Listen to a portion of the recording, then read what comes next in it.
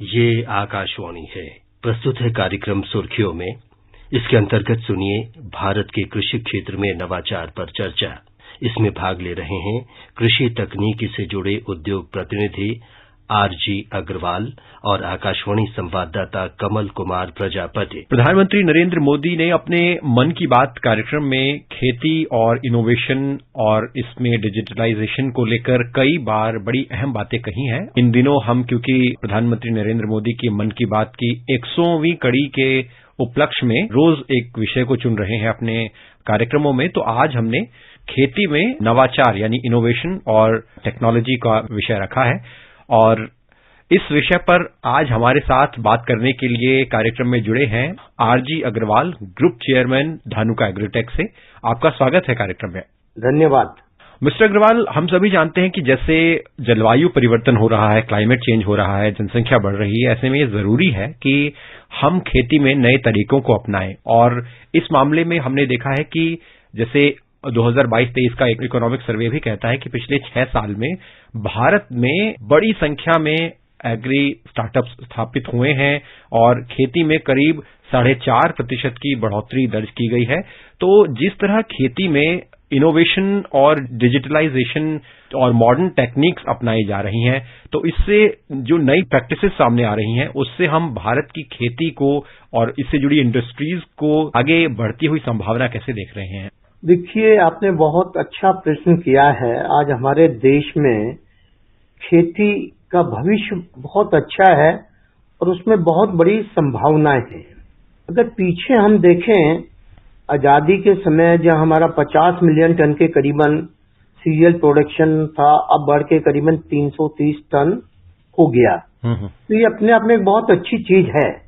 और यहाँ से हमें बहुत आगे जाने के लिए जो आप नई टेक्नोलॉजी की बात कर रहे हैं, डिजिटलाइजेशन की बात कर रहे हैं, उसके बिना इस देश के 14 करोड़ से ज्यादा किसानों और 6.5 लाख गांवों में पहुंचना शायद संभव नहीं है। इसका सबसे बड़ा रीजन जो सामने आता है कि जो नवाचार हमारे प्रधानमंत्री फोकस कर रहे हैं, वो इससे पहले जब हमारी फूड डेफिशिएंट थी तब हमने फोकस किया और एक दफे फूड सफिशिएंट हो गए तो हमने नवाचार और तकनीक को फोकस देना छोड़ दिया।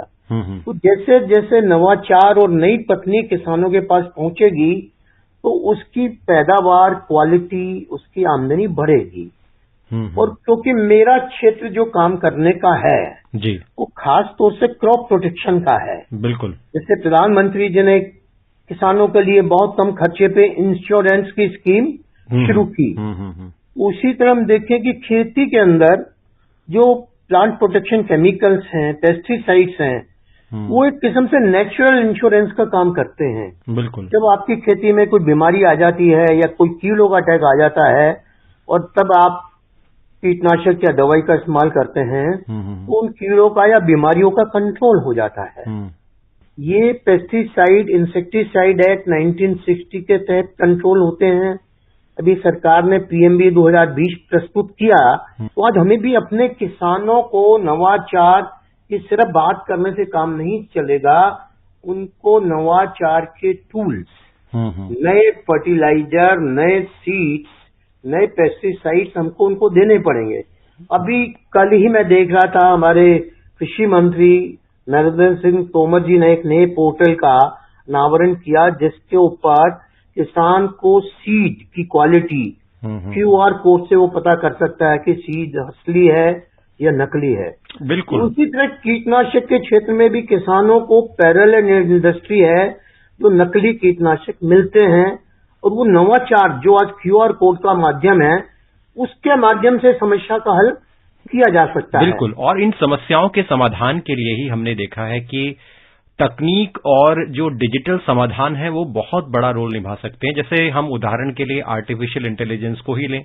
आपने जैसा कि बताया, पेस्टिसाइड्स का जिक्र किया और फसलों में बीमारियों का जिक्र किया, तो आर्टिफिशियल इंटेलिजेंस से समाधान तलाशने की कोशिश की जा रही है कि फसलों में बीमारियों का पहले ही पता लगा लिया जाए। मौसम को लेकर जो फसलों का बहुत बड़ा नुकसान होता था, उसकी पूर्व जानकारी से हम फसलों को लेके जो उसका उत्पादन है, जो सिंचाई की स्थिति है, उसके बारे में पहले से ही हम फसलों की सही पैदावार बढ़ा सकें। इसी तरह से मिट्टी की जांच, फसलों की देखभाल, इसको लेकर आपको क्या लगता है कि जो आर्टिफिशियल इंटेलिजेंस है और एक नया शब्द है इंटरनेट ऑफ थिंग्स, IoT, इस तरह की चीजों से कैसे मदद मिल सकती है? देखिए, इन चीजों से बहुत मदद मिल सकती है। हमारे कुछ यंग जो जनरेशन के बच्चे खेती में आ रहे हैं, तो उन्होंने पढ़ाई लिखाई की है, तो इन चीजों को बेहतर समझ सकते हैं, जबकि जो पुराने जमाने के हमारे किसान भाई हैं, वो इस बेनिफिट को समझने में उनको थोड़ा ज्यादा समय लग रहा है जी। आज डिजिटलाइजेशन और आयोटा, ये सब चीजें आज जो हमारे किसानों की पैदावार और आमदनी बढ़ाने में, ये जो नई तकनीक है, साइंस है, ये एक बहुत बड़ा रोल अदा करेगी और इसकी शुरुआत हो चुकी है। मिस्टर अग्रवाल, क्योंकि हम देख रहे हैं कि अगर बड़ी मात्रा में स्टार्टअप सामने आते हैं, कृषि में इन्वेस्टमेंट सामने आता है, तो उससे बहुत बड़ी मात्रा में हम कृषि क्षेत्र को बढ़ता हुआ देखते हैं। जैसे अगर हम सरकार के कुछ समर्थन और कुछ ऐसे सहायता की बात करें जिससे कि नए स्टार्टअप्स को आगे आने में मदद मिली है, उसमें कई योजनाओं में ने बड़ा इंपॉर्टेंट रोल निभाया है। जैसे एग्रीकल्चर इंफ्रास्ट्रक्चर फंड, इसकी सहायता से बड़े उद्योगों को स्थापित करने में मदद मिली है, जिसमें हमने देखा है कि बहुत सारे कोल्ड स्टोरेज हुए और वेयर हाउसेज है, प्राइमरी प्रोसेसिंग यूनिट्स हैं और जो पोस्ट हार्वेस्टिंग इंडस्ट्रीज हैं, उसके स्थापना में बड़ी मदद मिली है। तो कैसे आप देखते हैं कि जो खेती में फसल उपजाने के अलावा भी जो खेती के दूसरे उद्योग हैं, दूसरी इंडस्ट्रीज हैं, उनके बढ़ने से हम खेती को थोड़ा समृद्ध होता हुआ देख रहे हैं? आप बिल्कुल सही कह रहे हैं। अगर जैसे हम इंफ्रास्ट्रक्चर डेवलप करते हैं, तो आज किसान को इसका बड़ा लाभ होगा। एक है कि उसकी फसल आते उसकी मजबूरी है उसको बेचना पड़े, एक ये है कि वो वेयर हाउस में रख सकता है, वो कोल्ड स्टोरेज में रख सकता है और सही मार्केट में सही प्राइस आने के ऊपर वो बेच सकता है। आज कुछ कोल्ड स्टोरेजेज या वेयर हाउसेज बनने से जिस इलाके में वो बने हैं, उस इलाके के किसानों का जरूर फायदा हो रहा है। खेती में जो नई तकनीकें हैं वो निश्चित रूप से बड़ा रोल निभा रही हैं। इसमें देखा गया है कि जो खेती में सॉल्यूशंस हैं, उसमें जो वैज्ञानिक तरीके हैं, उससे खेती को उन्नत बनाने में बड़ी मदद मिली है। ड्रोन टेक्नोलॉजी का अगर उदाहरण लें तो हम देखते हैं कि चाहे वो जमीन में फसलों की देखरेख हो, मैपिंग हो, उसमें इसने बड़ा रोल निभाया है और सरकार ने योजनाएं भी निकाली हैं कि ड्रोन किसान रेंट पर ले सकते हैं या अगर खरीदना चाहें तो उस पर सब्सिडी किसानों को मिलती है। तो इस तरह से अगर एक आम व्यक्ति तक ड्रोन जैसी टेक्नोलॉजी पहुंचती है, तो क्या आपको लगता है कि बहुत बड़ा बदलाव इससे आएगा हमारी खेती में? देखिए, ड्रोन हमारे देश में अभी शुरुआत है और हम सरकार की तारीफ करना चाहेंगे कि ड्रोन को लाने में उन्होंने जो कानूनों का घेरा था उसको बहुत जल्दी तोड़ के इसको ड्रोन को लाने में मदद की। इसमें कोई शक नहीं है कि ड्रोन से बहुत ही स्पेसिफिक साइंटिफिक तरीके से एवोल्यूशन करके फर्टिलाइजर का, पेस्टिसाइड का और भी चीजों का सही प्रयोग करके प्रिसीजन एग्रीकल्चर जिसको हम कह सकते हैं, उसका यूज हो सकता है। और आज जो टेक्नोलॉजी आपने कहा ना, डिजिटलाइजेशन, इसके थ्रू हम ज्यादा से ज्यादा किसानों तक अपनी सही ज्ञान देने की पहुंच बढ़ाएं, तो मैं समझता हूं इससे बहुत ज्यादा फायदा हो सकता है।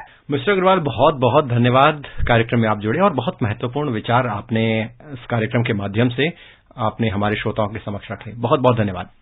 धन्यवाद sir, thank you very much. अभी आप सुन रहे थे भारत के कृषि क्षेत्र में नवाचार पर चर्चा। इसमें भाग ले रहे थे कृषि तकनीकी से जुड़े उद्योग प्रतिनिधि RG अग्रवाल और आकाशवाणी संवाददाता कमल कुमार प्रजापति। ये कार्यक्रम आकाशवाणी के समाचार सेवा प्रभाग द्वारा प्रस्तुत किया गया। इसे आप हमारे mobile app news on AIR और YouTube channel news on AIR official पर भी सुन सकते हैं। इस कार्यक्रम के संबंध में अपनी प्रतिक्रिया आप हमें ईमेल या व्हाट्सएप के माध्यम से भी भेज सकते हैं। ईमेल का पता है airnsttalks@gmail.com और व्हाट्सएप नंबर है 9289094044।